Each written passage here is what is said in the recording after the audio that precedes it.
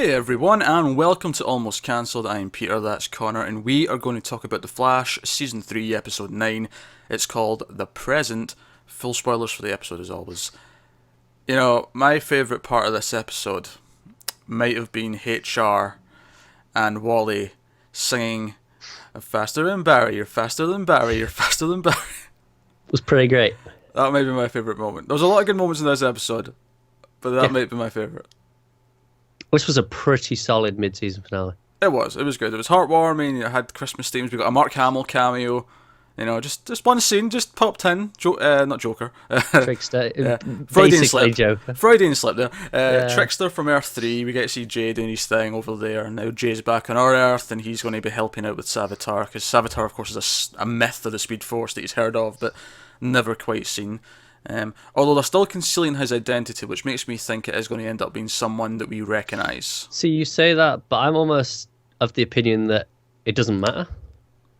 Like, if it is this myth from, who knows what, it's almost like the identity isn't important anymore. Well, you say that, but it was the way we see this as he's describing, the myth. I know, it's in the shadow. And we see this shot from, behind his head. So we see that there's a person, but we don't see the face.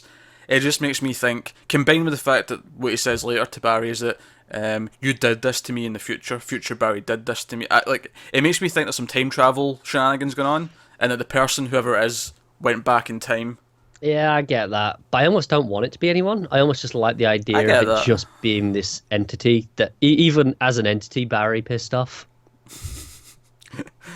Barry just screwing up all over the place. Yeah, exactly. I kind of just like that idea more than, oh, look at this reveal again, even though I'm sure it'll be good.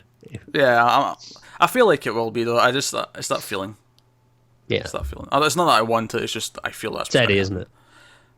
That's what I was thinking. I was thinking Eddie.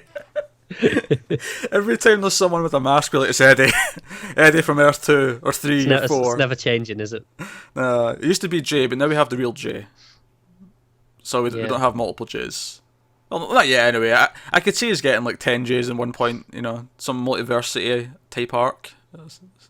That'd be pretty cool. But, no. So yeah, we got a lot more Savitar lore. We also had Tom Felton doing his best Indiana Jones impression as Julian. Yeah, I was like, this is weird. Why am I watching Indiana Jones? I thought I was watching The Flash. Yeah, and then, again, Tom Felton, who, from Harry Potter, keeps talking about a Philosopher's Stone. Which is, it was cracking me up. I mean, see, the thing is, for Americans, maybe it's not quite as funny, because to them it's the Sorcerer's Stone. See, you say that, but I feel like most of the hardcore Potter fans probably... Yeah, but everyone in England would get that, because that's what it's called there. So, it just doesn't matter how casual you are, you'd know that name. Yeah, maybe that's why it works a little bit better, though, is that the casual people don't think it's too on the nose, but all the American fans who are in the know would get a chuckle out of it. I don't know. Yeah, maybe. It was still sticking out a little bit, though. It kind of made me roll my eyes. I kind of got over it the first time, then they did it again. Do you know what the funny thing is that it didn't even hit me the first time he said it. Did it not? No, I burst out laughing the first time. The first time he said it, I didn't even care. I didn't even, it didn't click. I just rolled with the episode, and it was later on when they started talking about it again, I'm like, wait a minute. I literally had to pause because I was laughing too much when they said it the first time. That's Malfoy. What the hell? Yeah. It was like, was it last year when they got Hamill to do the I'm your father? Yeah. And it was that so on the nose thing that they just had to reference. This one was better done than that. Well, this one is more of a part of the plot, though, because they're actually saying this is where Savitar got his the first speed power came from. He got it from this. Yeah. And it also seems that whenever this stone box that's not actually made of any material that Cisco can determine on the periodic table or whatever, whenever that's opened, that's when Savitar can come out into the world. When it's closed, he can't. He can maybe talk through a conduit, as we see with Julian, but he can't actually appear in the world. So we get a couple of close calls where someone shuts the box and then poof, he just vanishes. Yeah. A couple of really good fighting moments in this one. Obviously we have Savitar fighting Jay, but we also have Wally and Barry together fighting Savitar at one point, which is probably my favourite fighting sequence of the episode, mainly because Wally was actually throwing some wisecracks and he was starting to feel just a little bit more like Wally. Yeah. A little bit like Wally West. Yeah. I was thinking that as well. And, I had a little minor theory in this that maybe it won't ever come true, but So obviously in the comics, Wally is essentially the master of the Speed Force, right? Yeah, he gets better at it than Barry does. Yeah. Yeah. And at this point, Jay comes and says, "Oh, Savitar's like challenging you because you're fast enough."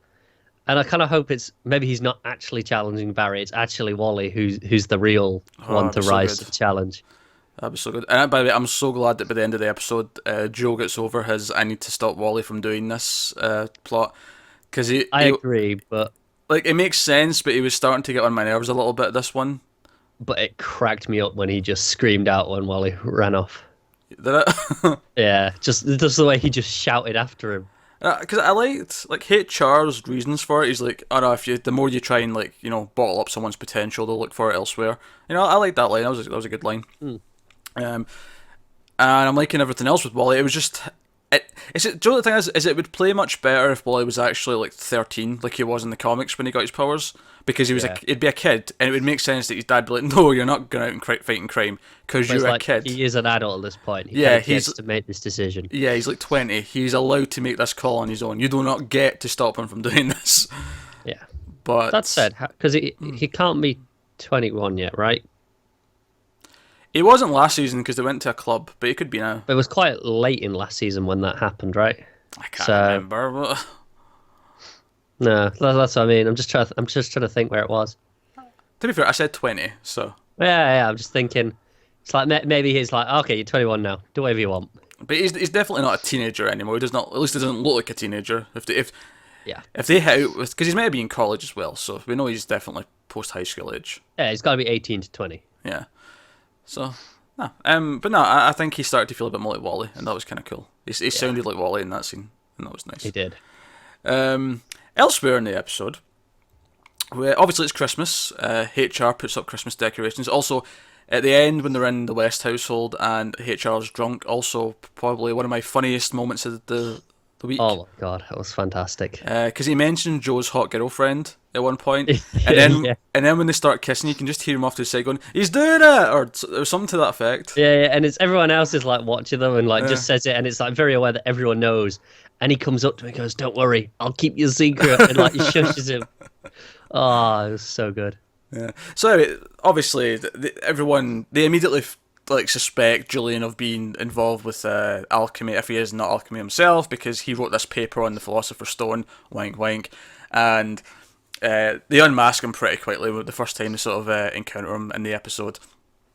And they lock him up, but it becomes clear that Julian isn't actually aware that he's alchemy. It's like a blackout type deal. Yeah.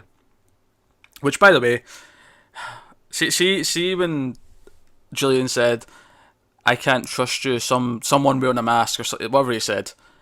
Yeah, how And can I I just- trust you when you wear a mask or something? Yeah. And I just knew it was about to happen. I'm like, Barry, No, stop come on, it. Barry. Just every damn time. I mean, literally every minor character who's at some point, like Linda knows he's the Flash. I forgot about that. He revealed himself to Linda. The thing is, I kind of like that Julian knows. I like the dynamic afterwards, but Don't God get me damn wrong, it, Barry. it does make their relationship a little bit more interesting, because at least now Julian understands why he's always running off, and he even like puts in a word for him at the end to get his job back. So it looks like I Barry like will be that back. he shows in the up lap. for Christmas Yeah. dinner and stuff. Like I like seeing this. I'm much more interested in this than the kind of rivalish thing that we had. Yeah, definitely more interesting. And at least, as much as we were joking that it was such an obvious reveal that he would turn out to be alchemy, at least like they've already put a spin on it that's different from the last couple of seasons. Yeah, But by it being not really him and him actually being a good person who wants to try and control it and kind of thing, it's at least different from the last couple of seasons. Although I did like Caitlyn's line about I know that everyone who has tried to kill us in the past has claimed to be your friends, or like, and then turned out to be murderous bastards. and then turned out to be murderous bastards. Yeah, that was a really Yeah. good line. Really good. That gave me a good chuckle. Self-aware. Yeah. It's like they know, but it's like, we're going to keep doing it anyway. Yeah. But anyway, so they're planning to obviously they talk to Savitar through Julian, and we get all those little tidbits we mentioned. He also mentions that one of you will fall, one of you will betray. Yeah, we get a nice little prophecy. Yeah. Was the third one, wasn't it? Continuing the Harry Potter theme. Yeah, it's true. Yeah, it was one will fall, one will be betrayed, and one will suffer a fate worse than death was the Yeah, I think that last was one. it. All very interesting. Of course, we get a glimpse of what one of them might be. Which I don't buy. later on. The thing is, that can't be what it actually is, right? No, it can be. Just because I still think one of them might fall. HR. HR, yeah, because we can have another Wells. Exactly. Which, by the way, Savitar calling him the fake Wells, perfect. It was so good. Perfect. Oh man, this episode was great. That was a pretty good episode. I enjoy a well done Christmas episode. You know, Caitlin taking off her bracelet to turn the rain into snow so they could have a white Christmas. Aye, nice little touch. Sweet, nice, you know. But yeah, so Barry, when they have this plan to get rid of the box, so where can we put this box so no one will ever find it? They throw it into the Speed Force, which, by the way, is going to backfire. I know. How many speedsters have we got running through there I know. on a regular basis? No. You'd have been better burying it on the moon. Get Kara back over, get her a spacesuit, fly to the moon. Does she need a spacesuit? Oh yeah, she does. She In does. this one. Yeah. Yeah. They established that in the season 1 finale. Yeah, I remember now. And just bury it on the moon where no one will actually find it. That's a better idea. Better idea, yeah. But they throw it in, but Barry runs so fast that he actually goes into the future, which he's never done before. He's always went back to the past whenever he's accidentally time travelled. This was a trip to the future. See, I wasn't even sure it was just because he ran fast. It was like kickback from when he threw it into the Speed Force. Because threw it in and then he kind of fell backwards. I'm just sort of saying the sequence of events. I wasn't really specifically saying that's why. I was wondering if it was to do with him throwing it in. It was like the Speed Force was like giving him a warning. Yeah, maybe. That's a way of looking at it. But we know it's like 6 months or whatever in the future because of the headline in the news, the broadcast 5 months, that's going on. yeah. And he sees himself, he sees Iris, and he sees Savitar, and Savitar kills Iris. And I have no doubt he will fix this, and that this will not happen. Although I'm sure they'll tease it. But they can't do this because the Flash cannot pull a Laurel. It just can't. No, it can't. They wouldn't dare, would they? They can't, especially since Iris is finally coming into her own this season. Do you know what the thing is, though? Let's assume for a moment Arrow was good. All right. That's a stretch, but yeah. I'd almost forgive it more than Laurel, because at least this, I can see the purpose of this story arc. Whereas with Laurel, it was just like even if other parts were good, what was the point? Oh yeah, there was no point. They had freely admitted that they did put that gravestone tease at the start of the season without knowing who was going to die, so they had to kill someone. Exactly. Whereas this, it's like, no, there's a clear end game. There's a clear purpose. If this is the story they do end up wanting to tell, like a self-fulfilling prophecy thing where him trying to prevent it makes it come true. If I was going to make a wacky prediction, I think that Barry will stop it. I think he'll save the day, but in doing so, he will vanish into the Speed Force, and we will get the start of season 4 with just Wally as the Flash for a while. I'll be down for that. Maybe I'm wrong, but that would be my crazy out there prediction. Yeah. Do you know, there was another moment in this, speaking of Speed Force, that made me chuckle, where Barry asked Jay to explain something, and Jay just basically goes, Speed Force, bro. He does actually, doesn't it? I just know it's like a myth. You hear stories. Yeah, it's just a Speed Force. Just Speed Force. Them bonding was pretty cool. I'm glad Jay's sticking around because I know he's in the next episode after Christmas as well. Oh, is he? That's good. Yeah, and they even said in an interview that in the back half of this season he's a lot more involved in what's going on. I think I saw. I remember. I thought I saw a still. I actually thought it was going to be from this episode when I saw it earlier.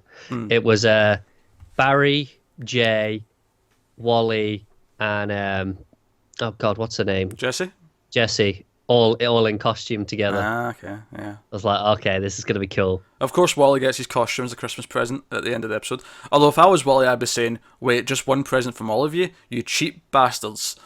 Yeah, I know. That'd be my thought. I'm just waiting for him to go, guys. I don't really need it. I just make my own. Yeah, they're not doing that yet. I can see them. I can see us getting to that point where he can materialize his outfit out the Speed Force. Oh, they need to. And it'll be see, the problem is then they've got to CG it coming on enough times that we go, oh, this is cool. Yeah. Well, I think it should be okay. I think that's an easier effect to pull off than because I mean we give Flash a fair bit because obviously whenever Savitar's running at super speed tossing Jay around, it was obviously completely CG. Yeah, it was fun, but it was clearly digital effects. Yeah, it wasn't awful, but yeah, it was blatantly digital, but it was because it was all digital. Whereas, like, okay, fine, whatever. Yeah, I almost just give it a pass and say, oh, when they're going that fast, it does weird things to how it looks, and that's why it looks like that. There you go. Yeah. Done. Finished. Explained away in my head.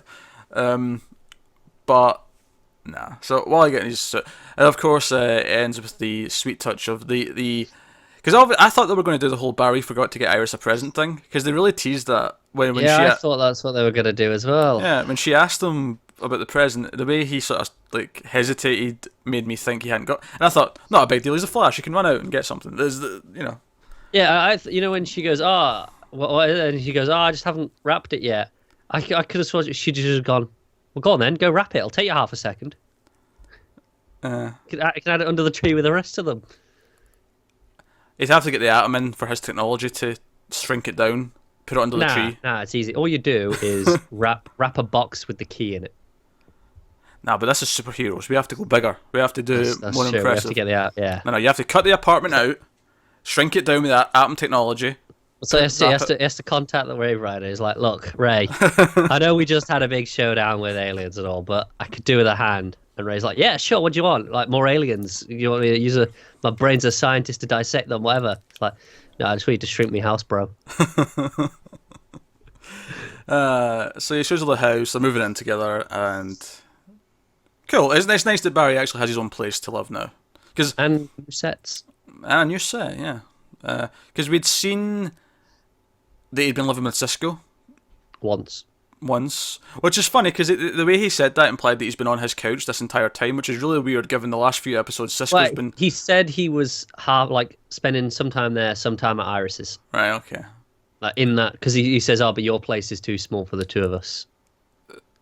Sure. It kind of sounded like though he'd been kind of sleeping on Cisco's couch a lot recently though, which is weird given that Cisco's been uber pissed at him. It is weird. For the last few episodes. Speaking of Cisco, of course, the box tries to trick him into opening it by showing him his brother Dante, and Caitlin has to sort of talk him down, which, as he even points out, was a nice little reversal, because he did the same to her when she was going to kill her Frost. Yeah, I liked at the start where obviously he first sees him and he thinks he's going crazy. It's like, come on. No one in this show is ever just seeing things. Yeah. Just you guys should know this by now. My only weird criticism of that is that it seemed like that started happening to Cisco long before the box was anywhere near them, or they had it in possession, or they even knew about it. It did, but to be fair, like it was still like Savitar was still commanding Julian at this point. Yeah. So, but I can think of a couple of ways to explain that. One, obviously, when it called to Julian, it was pretty halfway across the world originally. So so distance isn't an issue. Distance is an issue. Issue 2, Savitar's from the future. Maybe he just went, oh yeah, I know shit goes on with Julian. I'm gonna. Maybe. I don't know. Like backup plans. Maybe he's just a very careful planner, and he goes, I'm gonna get a backup. I don't know. Sure, I'll take it. Why not? I'm rationalizing to myself. I know, but it's better than nothing. Yeah. No, this was a fun one though. So let us know what you thought of this episode in the comments below. Like and subscribe and all that stuff. It helps us out a lot if you do. Of course, this was the mid-season finale, so we will be back again sometime in late January with more Flash. Sucks that everything's stopping for Christmas, I have to say. Even if I do like some Christmas themed episodes. But that's us. That's the first half of season 3 done. So, pretty good for the most part. So thanks very much, guys. Keep watching TV. We'll see you next time. I'll stop nodding now.